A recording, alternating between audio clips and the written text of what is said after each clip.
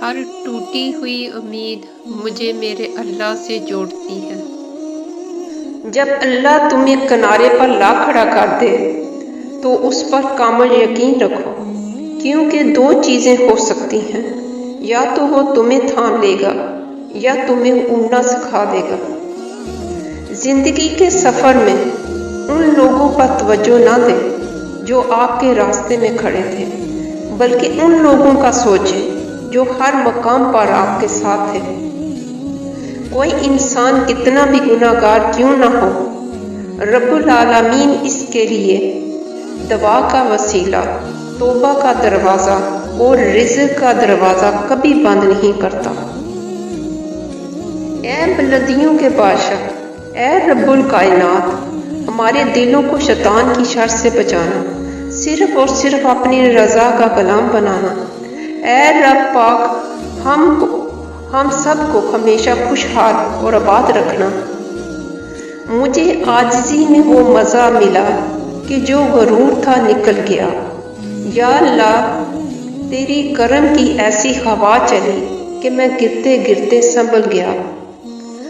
والدین کی دعائیں تسبیح کے دانوں کی طرح ہوتی ہیں جو اولاد کے حق میں ہر وقت ہر پل تسبیح کے دانوں کی طرح گرتی رہتی ہیں۔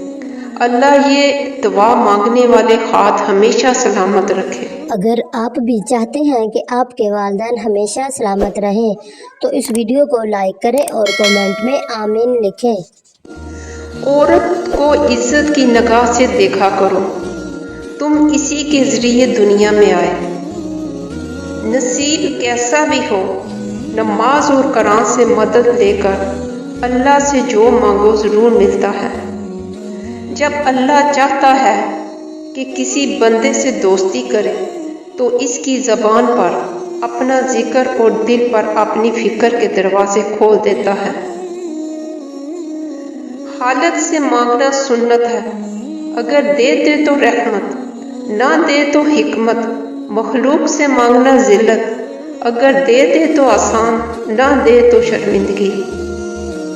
کبھی کبھی زندگی اس جگہ آ پہنچتی ہے کہ آگے کوئی راستہ نہیں اور واپسی کا کوئی تصور نہیں۔ پھر معجزہ ہوتے ہیں دعاؤں سے، پھر کن فیکون سے تقدیر بدل جاتی ہے۔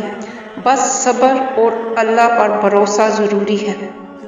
سیانے کہتے ہیں اپنی زندگی کی کتاب صرف مخلص لوگوں کے لیے کھولیے، باقی سب تو بس جاننے کا تجسس رکھتے ہیں۔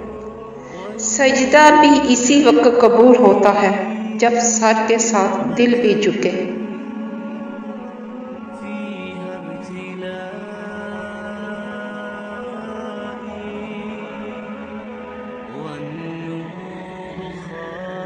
كتابه أنسي